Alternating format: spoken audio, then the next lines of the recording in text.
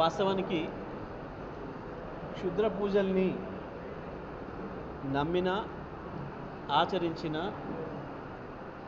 అవి ఉన్నాయి అని చెప్పి ప్రచారం చేసినా అది నేరం. ఒక మంత్రి స్థాయిలో ఉండి క్షుద్ర పూజలు ఉన్నాయని చెప్పడం, ప్రజల్ని నమ్మించే పని చేసిన కోమటిరెడ్డి వెంకటరెడ్డి కూడా నేరస్తుడే. ఆయన పైన చట్టరీత్యా చర్యలు తీసుకోవాలి.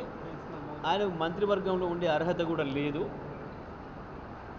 ఇటువంటి క్షుద్ర పూజల్ని నమ్మేవాళ్ళు, ప్రచారం చేసేవాళ్ళు, ప్రజల్లో అపోహలు కల్పించే వాళ్లకు తప్పకుండా వీళ్ళు ఉండాల్సింది జైల్లో తప్ప మంత్రివర్గంలో కాదు.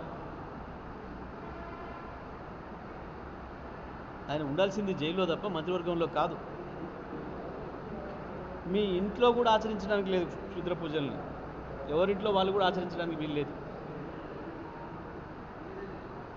అవి లేని మహిమలు ఉన్నాయి అని చెప్పి ప్రచారం చేసే హక్కు ఎవరికి కూడా లేదు. అది సమాజంలో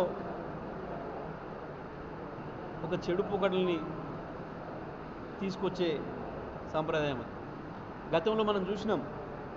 మనం నెల 2 నెలలకు ఒక వార్తన వినేది గతంలో, ఈ క్షుద్ర పూజలు చేసిరన్న వాళ్ళను ఊరంతా కలిసి చంపేసిరని రకరకాలుగా. మరి కోమటిరెడ్డి వెంకటరెడ్డి కూడా ఇవాళ అటువంటి జరిగినాయి అని తెలిస్తే మంత్రిగా అదేందో బయట పెట్టడం నీ బాధ్యత. లేదు అవి ఉన్నాయి, దానివల్లనే అక్కడేదో జరిగింది అని కనుక నువ్వు చెప్పింది ఏదైతే ఉందో ఇది పూర్తిగా శిక్షార్హమైన నేరము.